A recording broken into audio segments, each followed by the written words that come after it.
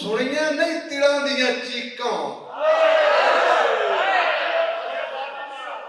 ਤੂੰ ਸੁਣੀਆਂ ਨਹੀਂ ਤਿਲਾਂ ਦੀਆਂ ਚੀਕਾਂ, ਅੱਖ ਤੇਰੀ ਤੇਲ ਤੇ ਰਹੀ।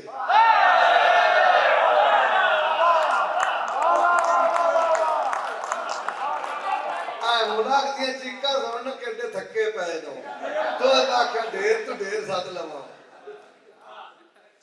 ਆਖਰੀ ਸ਼ੇਰ ਇੱਕੋ ਸ਼ੇਰ ਗਜ਼ਲ ਦਾ ਸਿਰੋਂ ਕਿ ਰਾਤਾਂ ਪੈਰ ਪਸਾਰੇ ਹੁਸਨ,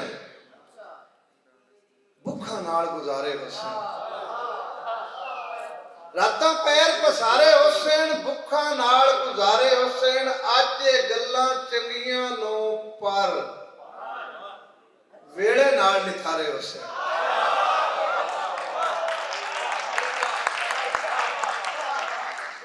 ਵੇੜੇ ਨਾਲ ਨਿਤਾਰੇ ਹੁਸਨ। ਮੇਰੇ ਬਾਤ ਤਰੰਜਣਾ ਦੇ ਵਿੱਚ ਕਰਨਲ ਖਿਜ਼ਰ ਸਾਹਿਬ, ਮੇਰੇ ਬਾਤ ਤਰੰਜਣਾ ਦੇ ਵਿੱਚ ਗੱਲਾਂ ਮੇਰੇ ਬਾਰੇ ਹੁਸਨ।